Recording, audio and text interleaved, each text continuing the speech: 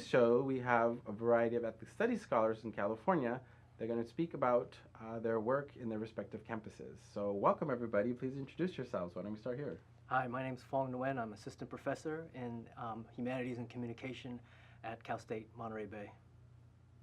I'm Maria Villasenor, and I am also a professor at California State University Monterey Bay in the Humanities and Communication Department. And I teach Chicanx and Latinx studies primarily, but also comparative ethnic studies. James Sobredo. I'm also a professor at Sacramento State University, where I am a professor of ethnic studies, and my specialty is Asian American studies.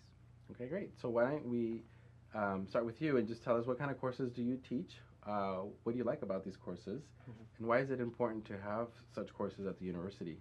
Well, I teach courses in history and ethnic studies at CSU, and I think they're extremely important because I think they offer perspectives that are often marginalized or invisible and not heard on campuses.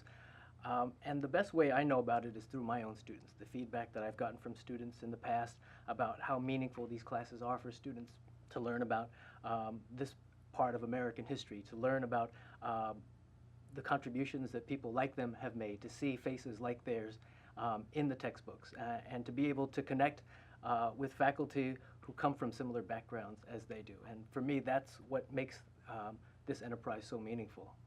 Great. How about for you? Well, I teach courses in a variety of areas of Chicanx studies. So this semester, for example, I'm teaching a class called Autobiografías. It's a Chicanx and Latinx life writing course, and so the students analyze the work of Latinx writers, but they also do their own autobiographical projects, writing and visual projects. And so in general, that idea of project-based learning is something that I try to infuse in all of my classes. And part of what I love about it and what I think is important about it for students is that it allows them to make the academic content and learning meaningful in the context of their communities and also their individual selves. And so that's something that I try to do in my courses. Great, thank you. I teach courses in Asian American studies, and my specialty is Filipino American history. I also teach a course on the global migration of Asians, so I focus on Filipinos working in Hong Kong. I focus on Filipinos working in Spain and Italy, as well as the Chinese community in Spain and Italy, the Chinese in Peru, and compare that with the experience of Asian Americans within the United States. Great. So can you talk a little bit about some of the challenges that come with the courses that you teach, but also the opportunities that emerge as a result? And maybe you've had experiences with students, for example, who had a very powerful experience, or maybe you've had students who've been resistant to the material. So maybe just the challenges, but also opportunities that you've experienced in your classes. I think one of the major challenges is really breaking down a lot of the mythologies and the assumptions and prevailing paradigms that come with understanding the history of this society. One is that we understand America as a very individualistic society, one in which meritocracy tends to flourish, and that's an ideal that I think all of us should strive for in the society. But if you assume that society is always meritocratic, then it's easy to assume that when people go through bad things or suffer what appears to be discrimination, that there's a tendency on the surface, unless we learn about the facts, to blame the victim for tragedies in their lives. Students have to be taught very kind of slowly and progressively how to think systematically about the way social structures are built, how inequality is built into society, whether through the economy, the legal system, et cetera. That can always be a challenge at first for people to really think outside of these traditional paradigms that they've been socialized into all their lives. But for the most part, people are often, who take these classes do it because they want to take the classes, and they're very open-minded about it. Some of my students take these classes because they have really strong ideas about social justice, but they don't necessarily have the information, the data, the theories to be able to really engage other people in conversations outside of the classroom. So they come to classrooms like ours to really learn about these facts, to arm themselves with the kind of knowledge they need to really challenge stereotypes that are really prevalent in society. And in this day and age, I think it's very important to have that type of knowledge to really counter a lot of mythology and stereotypes out there. How has your experience been teaching these courses? I guess I would like to build a little bit about what Phuong was saying, or on what he was saying, which is that I think that my experiences have very much been in line with what he's saying. And so then the challenge becomes, how do you give students frameworks, tools, and examples of social change makers and social change strategies so that they don't get, sometimes I think they start to understand, oh, there are all these systems and these structures, and it can be very overwhelming. I think even for us as scholars, it can be very overwhelming and discouraging. So sort of to give them a sense of their own agency as individuals and as parts of communities, I think is something that is a challenge, but for me is something that I find very exciting and very inspiring to see when I see a student thinking, oh, I can make a difference. I don't have to accept this oppressive system as a given, that it's always going to be like this. I think that's something that really motivates me to keep going. And I think that's an interesting thing to mention about the discipline of ethnic studies, that it isn't only to talk about the problems, but also encourage people and provide the tools to look for solutions so that it doesn't feel like it's such an overwhelming thing, but actually, the change will happen the more we get involved. How about for you, James? How has it been to teach ethnic studies? Well, I've been teaching now for almost 20 years, so it's kind of interesting. There's highs and lows. I think the challenges for me is when the economy goes downhill, and then we have to face the reality of what happens institutionally with respect to budget cuts and the push for us to do more with less. Fortunately, the last 3 years have been very good from that perspective. So those are the challenges. The ups are I really enjoy teaching about the global migration of Asians. I love to teach about the global economy and how Asians within that global economy travel and work around the world. So, it allows me opportunities to, for example, photograph Filipino workers in China. It gives me the opportunity to photograph small towns in the Philippines to see where poor folks go to the city, and then from there I photograph and document Filipinos preparing to leave Manila and then traveling to Spain and Italy, and also documenting and interviewing, doing basic ethnography and documentary work on Filipinos and Chinese, say, in Italy and in Spain. That's been the positive. But the challenges occur, I think, institutionally when we have an economic downturn. And, I'm a survivor of that horrible budget cuts that we had in 2008 to 2010. So that for me has been the bigger challenge. Students in our classes have generally been receptive to being in ethnic studies and the ideas that we teach. So the students have not been a problem. They're actually quite a positive aspect of our professional life. I think it's important to mention where ethnic studies is being taught and the kind of challenges that we may face. So, for example, in California, it's considered a blue state. The Central Valley, we're in red counties. Yeah. So then there's a different layer added to that. Yeah. However, despite being red counties, the CSUs in the Central Valley are majority students of color. So that brings a different politic. I taught ethnic studies in Arizona at a majority white institution. So there, the resistance to ethnic studies was very different, where I feel here there's more of a hunger for it. So I think it's important to contextualize that the battles for ethnic studies are going to vary depending on the political climate and the county, and then also the student demographics. But here, where we're at, how do you think that we can develop ethnic studies further in your respective spaces? What are some ideas that you think would really help us to promote and advance ethnic studies? I'll take a stab at it. Okay. Since I've lived here for quite a long time. Samuel, I agree with you. The Central Valley is slightly red-leaning with respect to politics. And so that's a challenge for us. What I do is I actually teach as a traditional professor, and I try to teach the course at a certain level of objectivity. But that objectivity is very interesting because when you present data upon data upon data of the long history of racial discrimination, economic discrimination, even though you are presenting this in an objective way, the argument still comes out that it's been a very difficult experience for people of color within the United States and within the Central Valley. So it's challenging, and I think to some extent we're still dealing with this. The only positive news I can say is in Stockton. We are slowly becoming much more blue state leaning. For example, in Stockton, the mayor is African American, the chief of police is African American, the city council, the city manager is African American, the editor of the newspaper is African American.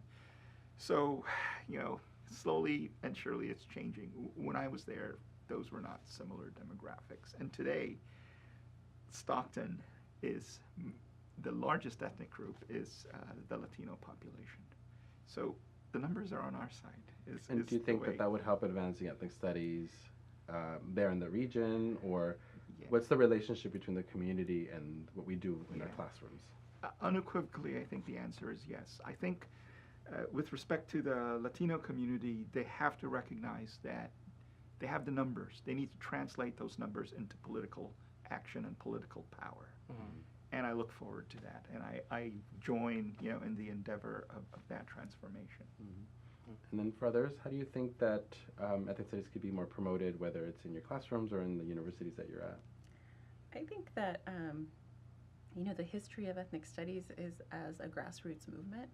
And to a certain extent, right now, as a field, we're being faced with the challenge that's coming with our success.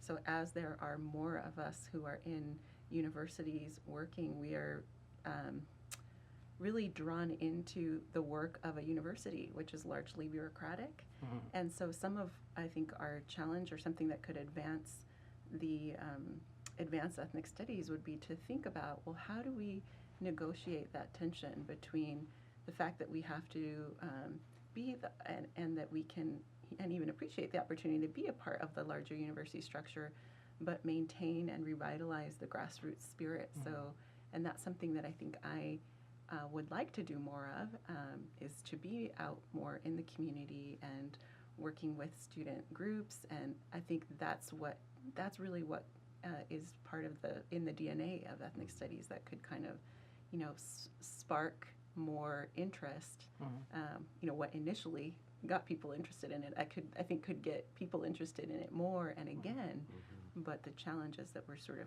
caught structurally within this other kind of work. Mm-hmm. Mm-hmm. Yeah, I used to teach in upstate New York, and one of the ways we tried to create more demand for Asian American studies in particular and ethnic studies in general was to do exactly what James and Maria is talking about by engaging in the grassroots in the community. And one of the ways we did it was organizing an Asian American film festival. And we did it not as a top-down operation. We did it because there was student demand for it.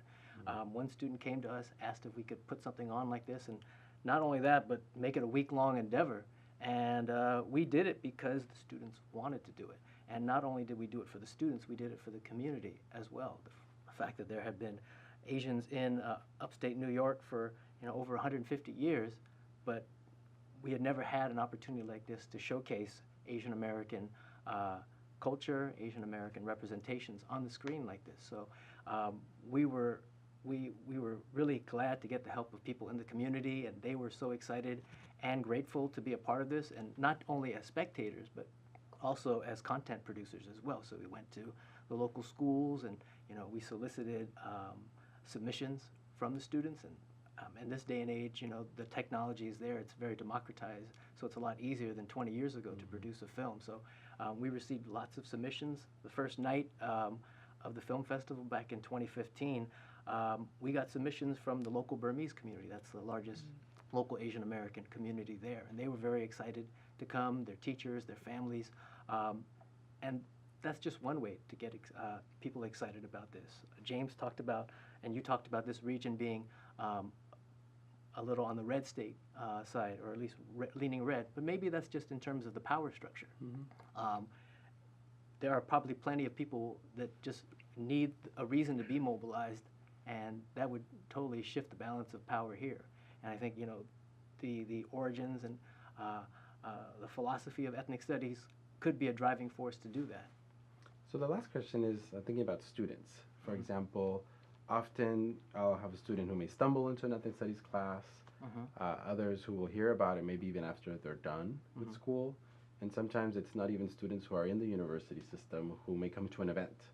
What kind of advice do you have for students or people who are not familiar with ethnic studies? What kind of advice do you have for them in terms of just the role of the university, or just the kinds of, you know, opportunities that can be here for people who are considering it or just didn't even know it was an option? For us at Sacramento State, we're very lucky that we have positive news. For example, this year, the Sacramento City Unified School District adopted ethnic studies as a requirement for all high schools. And it gets more exciting. The textbook that we worked with the College of Education, as well as the Social Science and Interdisciplinary Studies College, we put together a book on ethnic studies, and the school district bought 1,500 copies for all their students.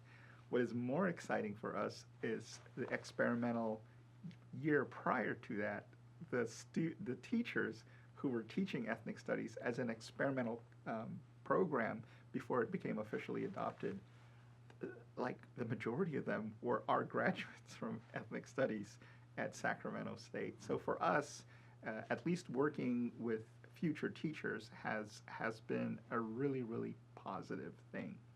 But with respect to other career pathways, I think it's just as good as any degree as, say, psychology, sociology, economics, or anthropology. And many of our students have gone on and have had very, very successful careers. At our state, you know, I'm very involved with the museum world. So currently at the Asian Art Museum in San Francisco, there's a major exhibit on Filipino art, on Philippine art, and I played a small role in putting that exhibit together. There is also a major exhibit at the Mills Gallery in downtown San Francisco, where we brought in weavers, and some of whom were commissioned, and it's called the Hinabi Project. And I also played a role in that. And currently, next door to you here at Stanislaus State, I'm very involved in the museum world in Stockton, where I'm the chair of the Filipino American National Historical Society Museum. And so for us, it comes like full circle. You know, who knew that 15 years ago, the students that we trained to teach an experimental course in ethnic studies would be the one to push the first test at seeing whether we can teach ethnic studies in a school district. And now the school district has adopted that policy, and it is our former ethnic studies graduates who are now teachers that are in fact pushing the curriculum together. So we're very proud and happy. We are developing a teaching credential for other teachers so that they can take a one-term graduate course and get a certificate to teach ethnic studies. And we are currently developing that in our program. So it sounds like students who may not be familiar with the field or are considering majoring or don't know about it, that there are a lot of opportunities that can emerge from this, ranging from education to, for example, museums or beyond that, right? Clearly, yes, and we're very lucky that we've had a success record in this track. And how about any advice that you would have for students who are either not familiar with the field or thinking about taking a class?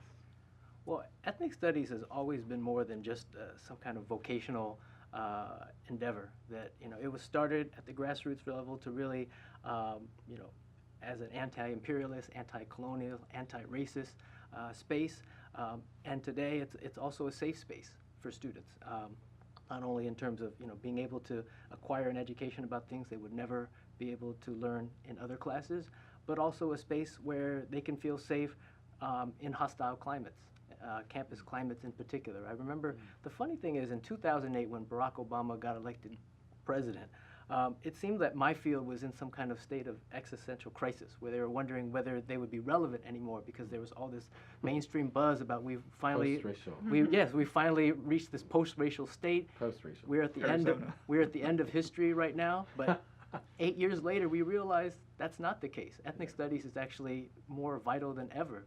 And I think people who would have been on the sidelines of whether racism still exists in society can no longer, have that sentiment today. That we know that, we used to think that talking about individual prejudice was passé, that we need to talk more about institutional racism. Now we're at a stage where we actually have to talk about both. And I think beyond, right? And beyond, yeah. It's so complex. It's so complex. Yeah. So I'm glad that, we're in somewhat of a consensus now that we need to address racism in society, that it's making a comeback, unwelcome as it is, but ethnic studies is more vital than ever. Yeah, I would only add that, ethnic studies has always been about student empowerment. It came about because there were students who empowered themselves to, take some ownership over their education and really do what they needed to do to make it happen. And so I guess my advice for students would be to really take that to heart and to, own their education and know that those of us, in my generation, are indebted to the generation that came before that made it possible for us to have these courses. But also the way to pay forward that debt is to continue to push to have this education be a transformative and liberatory education for other students. So I guess that would be my advice for students, is just to take to heart there's a way to be empowered and there's a way forward to make sure others can continue and more people can have that opportunity to study these things. And in California, with the recent bill that passed that would allow ethnic studies in high schools, will make a difference, right? Because generations that didn't have access to it in their high schools may have it now or should have it now.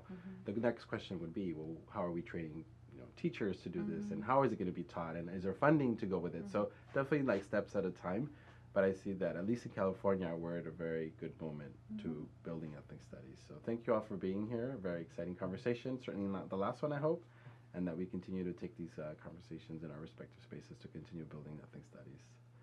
So that's it for today's episode on Woke in the CV. Please check out other upcoming episodes.